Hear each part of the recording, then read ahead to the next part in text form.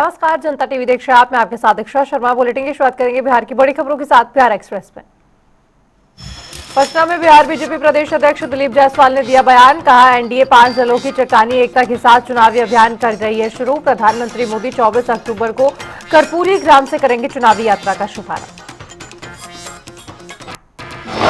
श्री नीतीश कुमार जी चुनावी अभियान की शुरुआत कर रहे हैं और आज हम लोग मुजफ्फरपुर जिला में मीनापुर और कांटी विधानसभा में चुनाव अभियान की शुरुआत करेंगे। एनडीए बहुत ही व्यवस्थित तरीके से पारदर्शिता के साथ 5 पांडव 5 पार्टी चट्टानी एकता के साथ अपने चुनाव का प्रचार का आगाज कर रही है और इसी क्रम में फिर 24 अक्टूबर को माननीय प्रधानमंत्री श्री नरेंद्र मोदी जी का समस्तीपुर कर्पूरी ग्राम में जननायक भारत रत्न श्री कर्पूरी ठाकुर जी को श्रद्धांजलि अर्पित करके अपने चुनावी अभियान की शुरुआत प्रधानमंत्री श्री नरेंद्र मोदी जी करेंगे और समस्तीपुर बेगूसराय में 24 अक्टूबर को उनका जनसभा है।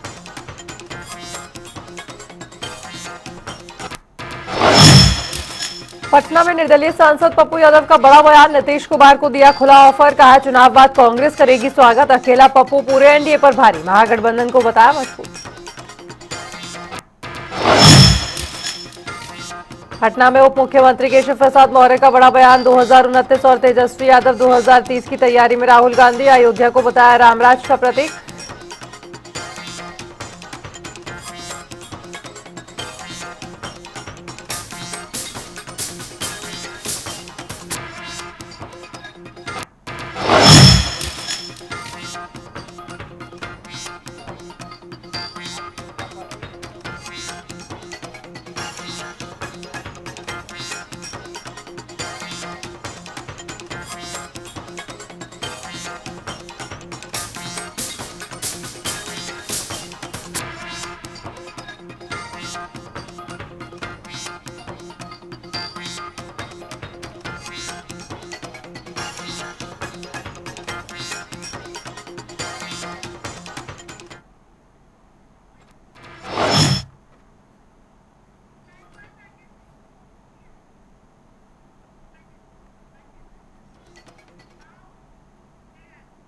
तो वहीं आपको बताएं कि बिहार विधानसभा चुनाव के लिए आरजेडी अपने सभी 143 उम्मीदवारों की लिस्ट जारी कर चुकी है।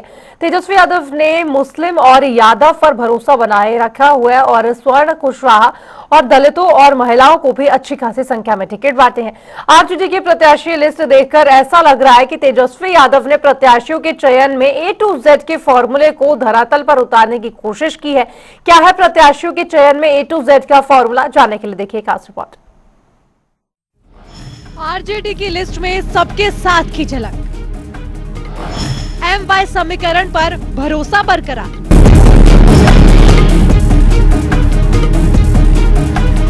बिहार विधानसभा चुनाव के लिए आरजेडी ने अपनी सभी 143 उम्मीदवारों के नाम की लिस्ट जारी कर दी है। आरजेडी के प्रत्याशियों की लिस्ट में तेजस्वी यादव की झलक दिखती है। पिता लालू प्रसाद यादव ने आरजेडी की कमान लेने के बाद से तेजस्वी यादव पार्टी में वोट बैंक के स्तर पर बड़ा बदलाव करने की कोशिश में है। लालू राबड़ी ने अपने दौर में जहां मुस्लिम और यादवों को अपने साथ जोड़ा, वहीं तेजस्वी यादव इस दायरे को मेंटेन करते हुए समाज के कुछ और लोगों का वोट बैंक ऐड करना चाहते हैं। 2019, साल 2024 के लोकसभा चुनाव और साल 2020 के विधानसभा चुनाव के अनुभव से तेजस्वी समझ चुकी हैं कि केवल यादव और मुस्लिम वोटों के दम पर सत्ता में काबिज नहीं हो सकते। इसलिए तेजस्वी यादव ने इस बार सभी का साथ और सहयोग हासिल करने का प्रयास किया है।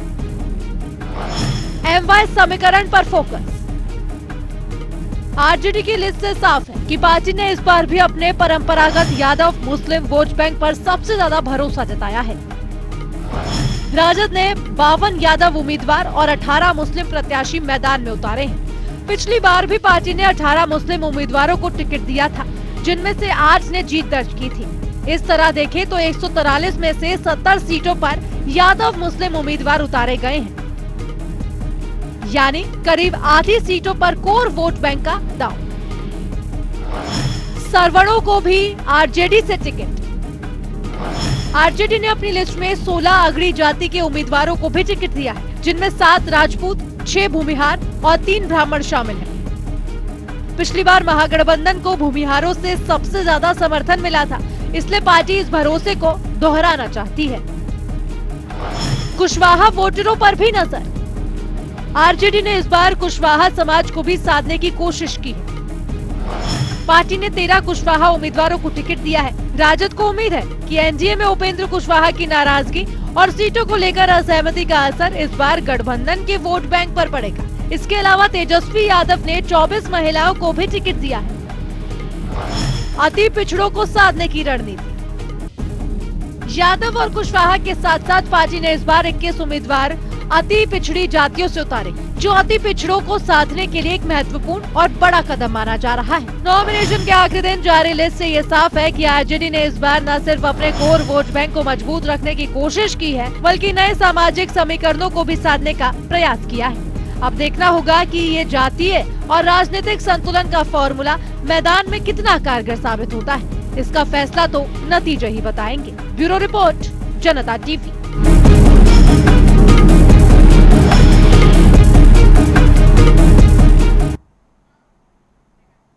तो वहीं बिहार चुनाव में विपक्षी एकजुटता की कमी अब खुलकर सामने आ रही है। आरजेडी, कांग्रेस सहित महागठबंधन के सभी सहयोगी दलों ने अपने उम्मीदवारों की लिस्ट जारी कर दी है और अब बिहार की कई सीटों पर महागठबंधन के दलों का एक दूसरे से मुकाबला है। देखिए रिपोर्ट।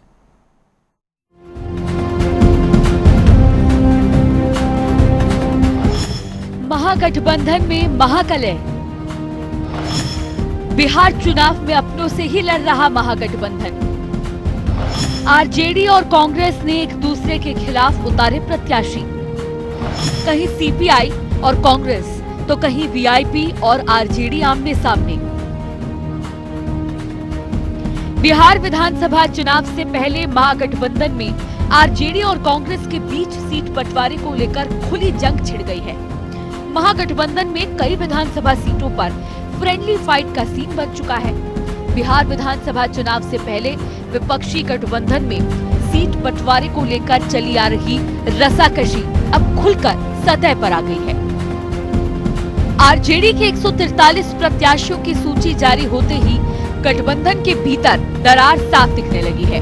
अब आरजेडी, कांग्रेस और भारतीय कम्युनिस्ट पार्टी कम से कम 8 सीटों पर आमने सामने चुनावी मुकाबले में उतर रहे हैं। महागठबंधन में सीट बंटवारे पर सहमति न बन पाने के कारण अब सीधे मुकाबले की नौबत आ गई है। इससे गठबंधन की एकजुटता पर सवाल खड़े हो गए हैं। पहले आपको उन सीटों के बारे में बताते हैं जहां महागठबंधन का मुकाबला अपनों से ही है। आरजेडी बनाम कांग्रेस मुकाबला। वैशाली, अजय कुशवाहा कांग्रेस बनाम संजीव कुमार आरजेडी। सिकंदरा, विनोद चौधरी कांग्रेस बनाम उदय नारायण चौधरी आरजेडी। कहलगाम, प्रवीण कुशवाहा कांग्रेस बनाम रजनीश आनंद आरजेडी। सुल्तानगंज, ललन यादव कांग्रेस बनाम चंदन सिन्हा आरजेडी। नरकटियागंज, शाश्वत केदार पांडे कांग्रेस बनाम दीपक यादव आरजेडी। वीआईपी और आरजेडी आमने सामने। चैनपुर, बाल गोविंद बिंद वीआईपी बनाम ब्रजकिशोर बिंद आरजेडी। बाबू बरही बिंदु गुलाब यादव वीआईपी बनाम अरुण कुशवाहा आरजेडी। सीपीआई बनाम कांग्रेस की टक्कर। पचवाड़ा, अवधेश कुमार राय सीपीआई बनाम शिव प्रकाश गरीबदास कांग्रेस। राजापाकर, मोहित पासवान सीपीआई बनाम प्रतिमा दास कांग्रेस। बिहार शरीफ, शिव कुमार यादव सीपीआई बनाम उमेर खान कांग्रेस। इस लिस्ट में लालगंज से कांग्रेस प्रत्याशी आदित्य कुमार राजा का नाम भी शामिल था। हालांकि बाद में उन्होंने अपना नामांकन वापस ले लिया। लालगंज से गठबंधन की तरफ से आरजेडी नेता शिवानी शुक्ला चुनाव लड़ेंगी। आरजेडी पर भड़के पप्पू यादव। कांग्रेस को आरजेडी से तोड़ देना चाहिए गठबंधन। आरजेडी की लिस्ट जारी होने के बाद अब ये सवाल खड़ा हो गया है कि क्या बिहार चुनाव तक महागठबंधन चल भी पाएगा, क्योंकि पूर्णिया से निर्दलीय सांसद पप्पू यादव ने कांग्रेस को आरजेडी के साथ गठबंधन तोड़ने की हिदायत दी है। आरजेडी की लिस्ट आने के बाद पप्पू यादव खासे नाराज नजर आए। उन्होंने कहा कि 12 जगह पर दोहरे उम्मीदवारों को उतार दिया गया है। क्या इससे गठबंधन चलता है? कांग्रेस को निर्णय लेना चाहिए। जिस तरह से टिकट बांटे गए हैं ये बिल्कुल गलत है। ये 12 जगह कैंडिडेट उतार दिया गया डबल, इससे गठबंधन चलती है? हाँ, क्षमता क्यों नहीं है बोलने की? कांग्रेस को निर्णय लेना चाहिए। सीट बंटवारे पर सहमति न बनने की वजह से गठबंधन की अंदरूनी कलह खुलकर सामने आ गई है। इन मुकाबलों का सीधा फायदा विरोधी दलों को हो सकता है। अब देखना होगा कि क्या चुनाव से पहले महागठबंधन इस गड़बड़ी को सुलझा पाएगा या फिर विपक्षी एकता में दरार और गहरी होगी। आपको बता दें कि बिहार में 2 चरणों में मतदान होने वाले हैं।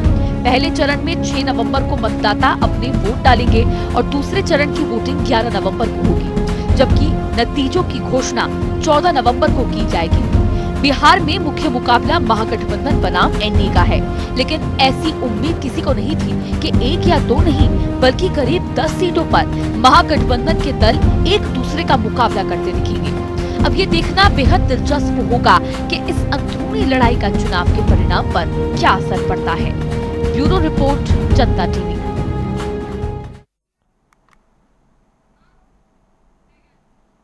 और चलिए रुक करेंगे बिहार एक्सप्रेस की ओर।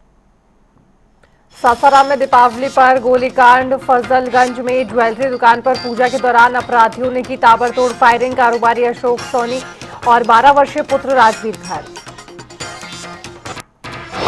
सासाराम में दिवाली पर हादसा, कंपनी सराय स्थित इलेक्ट्रिक रिपेयरिंग दुकान में दीपक से लगी आग, पूरी दुकान जलकर खाक। स्थानीय लोगों ने कड़ी मशक्कत के बाद आग पर पाया काबू। सीतामढ़ी में ऋतु जायसवाल की जनसभा में हाई वोल्टेज ड्रामा, निर्दलीय नामांकन के बाद मंच पर भावुक हुई आरजेडी नेत्री, पति बेटी संग रोते हुए किया संबोधन, तेजस्वी यादव पर जताया भरोसा। रोहतास के ढेरी में भीषण आग, मोहन बिघा स्थित मकान की छत पर बने गोदाम में पटाखे की चिंगारी से लगी आग, बैग बैग का सामान जलकर हुआ खाक, दमकल ने पाया काबू।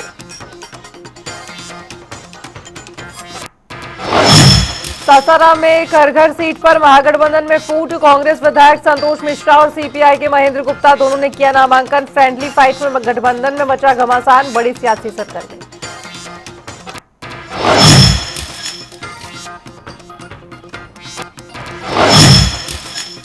पटना में बिहार बीजेपी प्रदेश अध्यक्ष दिलीप जायसवाल ने दिया बयान, एनडीए 5 दलों की चट्टानी एकता के साथ चुनावी अभियान शुरू, प्रधानमंत्री मोदी 24 अक्टूबर को कर्पूरी ग्राम से करेंगे चुनावी यात्रा का शुभारंभ।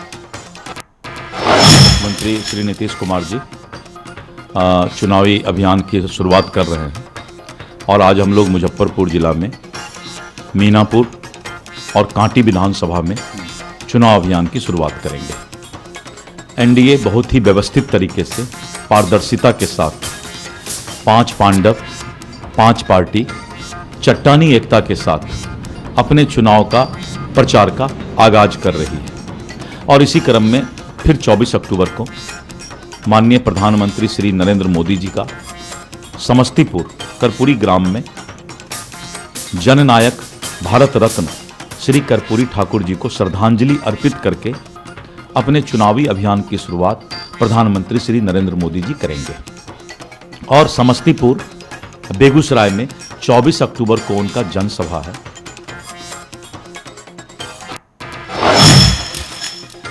पटना में निर्दलीय सांसद पप्पू यादव का बड़ा बयान, नीतीश कुमार को दिया खुला ऑफर, कहा चुनाव बाद कांग्रेस करेगी स्वागत, अकेला पप्पू पूरे एनडीए पर भारी, महागठबंधन को बताया मजबूत।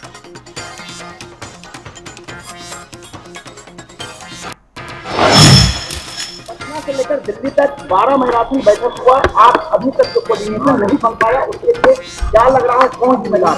बीजेपी और चिराग जी का जो जुगलबंदी चल रहा है और अभी तक नीतीश जी एक साथ गए ही नहीं, नीतीश जी को अलग थलग करके ये लोग स्ट्राइक रेट में लगे हुए हैं, तो बचेगा ये लोग। नीतीश जी चुनाव के बाद आपको लगता है कि इन लोगों के साथ रहने वाले हैं, आप चिंता मत कीजिए। क्या लग रहा है, लीड करेंगे वो? हाँ, लीड करेंगे वो चुनाव में? नीतीश जी को सिर्फ कांग्रेस से सम्मान देगी।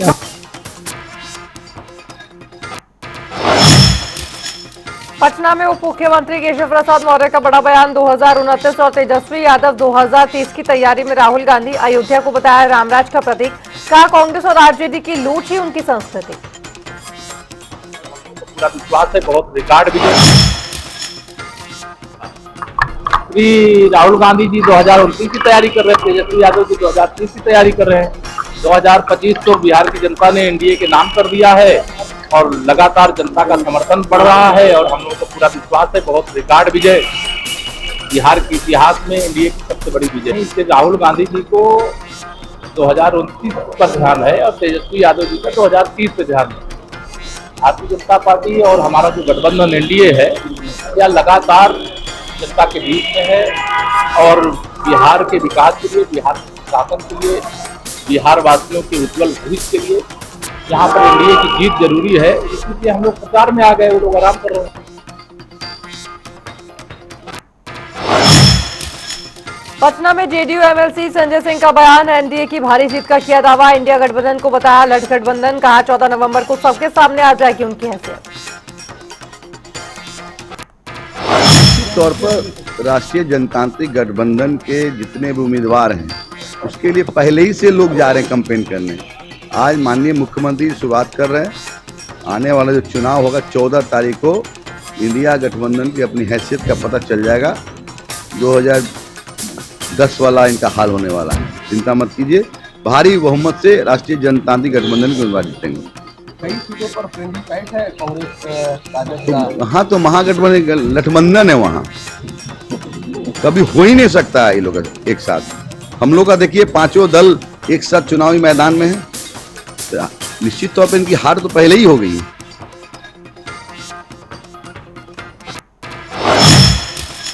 दिल्ली में बीजेपी प्रवक्ता शहजाद पूनावाला का दावा, कहा महागठबंधन ने 243 सीटों पर 255 उम्मीदवार उतारे, अंदरूनी संघर्ष जारी।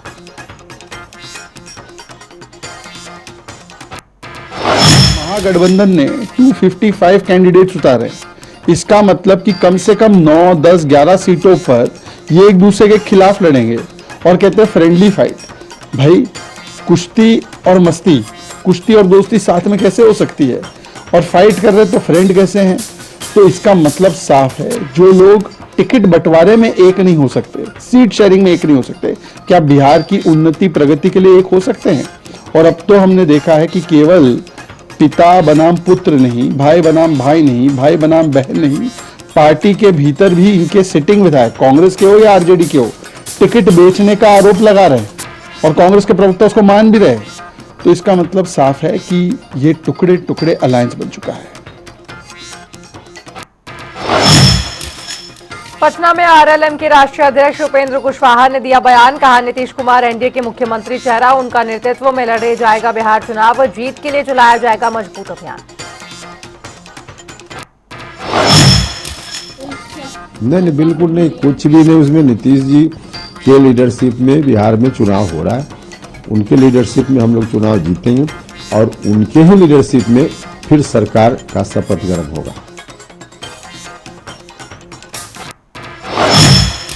आरएलएम अध्यक्ष उपेंद्र कुशवाहा ने किया दावा, कहा जनता ने एसआईआर मुद्दा नहीं बना पाया महागठबंधन, एनडीए सरकार ने बढ़ाया पिछड़े और दलित समुदाय का प्रतिनिधित्व। देखिए मुद्दा की बात है, एसआईआर पर तो बड़ा हाई तोबा उन लोगों ने किया, लेकिन निकला क्या? खुदा पहाड़ निकली चुहिया। आज कहीं जनता के बीच में चर्चा भी है क्या कि एसआईआर क्या है? ये लोग तो जनता के बीच मुद्दा बनाने का प्रयास कर रहे थे, जनता ने पहले ही रिजेक्ट कर दिया। ये आप जो बोल रहे हैं कहीं है ही नहीं, अब तो दिख रहा है ना, प्रमाण के रूप में दिख रहा है ना, तो कोई मतलब नहीं उनका। और जो कुछ भी कह रहे हैं कि एनडीए वालों ने कुछ नहीं किया, हम आवाज उठा रहे हैं, क्या आवाज उठा रहे हो? हाँ तो जब लालू जी 15 साल तक बिहार सरकार में थे, एक वार्ड का मेंबर कोई दलित को बनने नहीं देता था, महिला को तो दलित परिवार की महिला, अति पिछड़ा परिवार की महिला, पुरुष भी कोई नहीं बनने देता था। नीतीश कुमार जी जब आए, एनडीए की सरकार आई, तो इस सरकार ने आने के तुरंत बाद उस समय जो प्रावधान था उसमें बदलाव किया और बदलाव का परिणाम है कि आज दलित परिवार की महिला, महादलित परिवार की महिला, अति पिछड़ा परिवार की महिला और पुरुष महिला और ज्यादा ही। पटना में बीजेपी प्रदेश अध्यक्ष दिलीप जायसवाल का बयान, कहा राहुल गांधी को गंभीर नेता नहीं माना, कांग्रेस की नैया डूबी, एसआईआर यात्रा और रोड शो के बाद चले गए विदेश। राहुल गांधी जी अगर राजनीति में सीरियस होते तो 56-57 साल में युवा नेता नहीं कहलाते। आज तक अगर कांग्रेस को डुबाने का कोई काम किया है, कांग्रेस का नैया डूबा है, तो वो राहुल गांधी जी के कारण डूबा है। राहुल गांधी जी समय पर कभी सीरियस होते ही नहीं। और आपने देखा कि जिस तरह से SIR का उन्होंने जो है रोड शो किया और यात्रा किया और उसके बाद वो विदेश चले गए। तो इसलिए राहुल गांधी को कभी भी हम लोग सीरियस नेता मानते ही नहीं।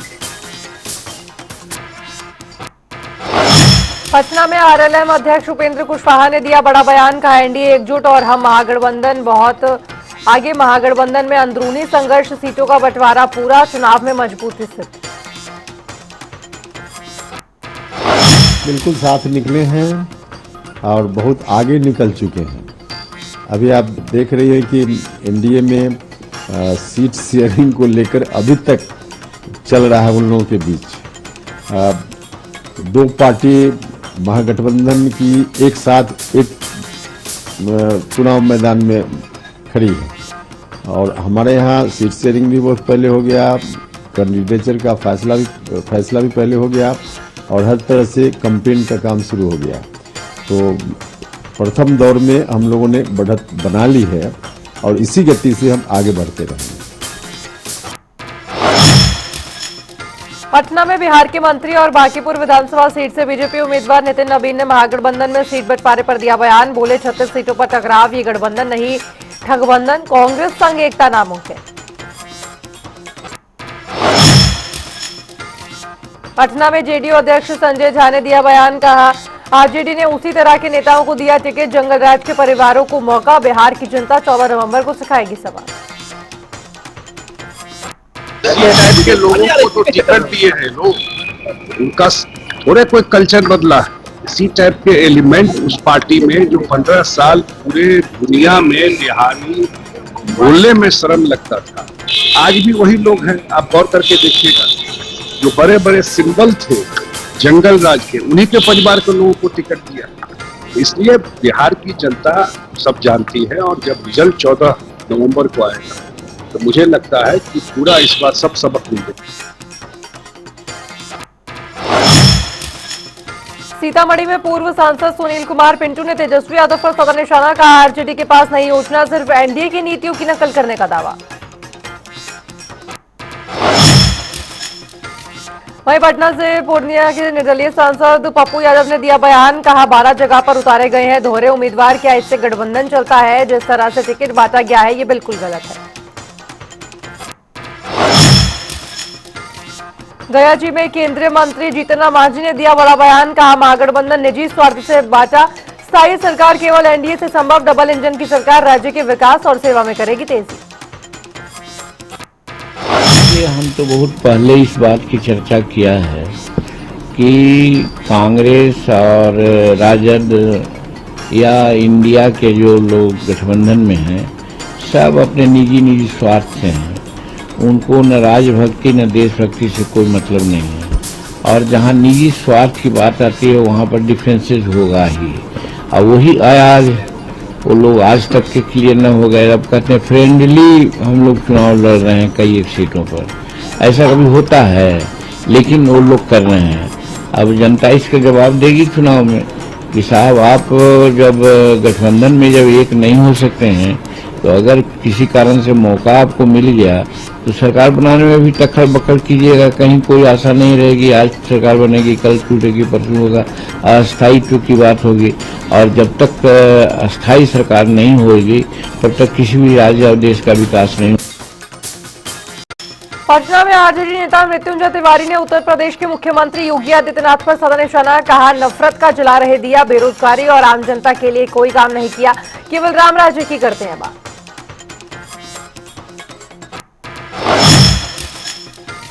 पटना में बिहार के मंत्री अशोक चौधरी ने दिया बड़ा बयान, कहा नीतीश कुमार का चुनावी प्रचार अभियान शुरू, काटी और मीनापुर में जनता में एनडीए के पक्ष में लहर, उनके काम को लेकर बड़ा समर्थन। बहुत अच्छा है। देखिए नीतीश कुमार जी का तो कैंपेन शुरू हो गया, सराय रंजन करके आए, फिर मदन साहनी जी के यहाँ करके आए, भगवान सिंह कुशवाहा के यहाँ जगदीशपुर करके आए। तो कैंपेन तो एक तरह से नॉमिनेशन में जाना शुरू कर दिए, कैंपेन शुरू हो गया। और आज जा रहे हैं कांटी और मीनापुर, तो संजय झा जी और हमारे बीजेपी के प्रदेश अध्यक्ष जी साथ में, तो साहब का तो शुरू है। और नीचे में जो है काफ़ी एनडीए के पक्ष में करंट है, इसलिए कहीं कोई परेशानी दिक्कत नहीं है। साहब ने जो काम किया है, नीतीश जी ने जो काम किया है, उसका स्पष्ट जो है ना रुझान दिख रहा है। पटना में जेडीयू नेता नीरज कुमार ने दिया बयान, बोले प्रधानमंत्री मोदी समस्तीपुर में करेंगे जनसभा, कर्पूरी ठाकुर की धरती से होगी एनडीए मजबूत और जनाधार को मिलेगा महत्वपूर्ण बल। महागठबंधन पर बोले बिहार के मंत्री अशोक चौधरी, कहा महागठबंधन में तालमेल नहीं, मैत्रीपूर्ण प्रतियोगिता विफल।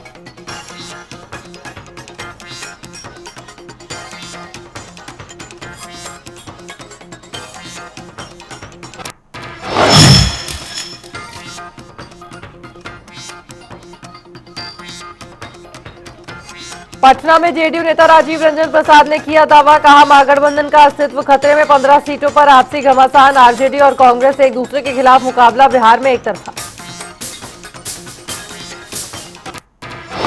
अब देखिए, जो भी वो करना चाहें ये उनका अधिकार है कि इन्हें वो उम्मीदवार नामित करें, लेकिन महागठबंधन जैसे किसी गठबंधन का अस्तित्व तो नहीं बचा है।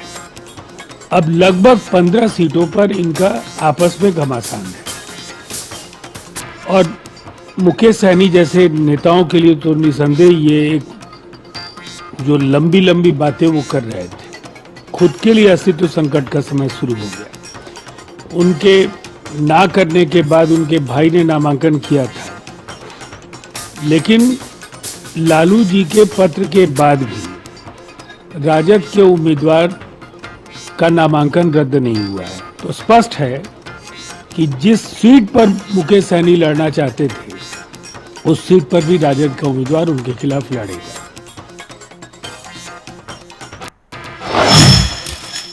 बिहार सरकार के मंत्री संतोष कुमार सुमन ने शुरुआत किया प्रचार अभियान की, कहा सभी एनडीए प्रत्याशी मैदान में, प्रधानमंत्री के दौरे से गठबंधन को होगा फायदा, 14 तारीख को नतीजों के साथ मनाएंगे दीपावली।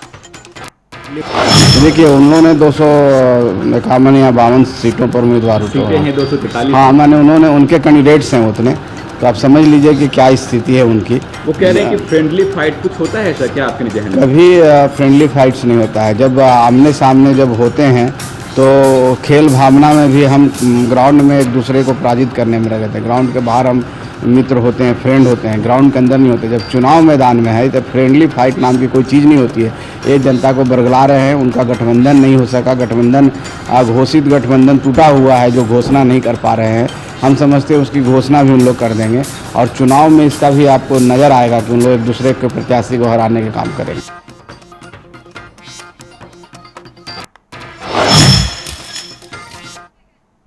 हाँ, चलिए रुक रहे एक छोटे से ब्रेक के लिए, आप देखते रहिए जनता टीवी।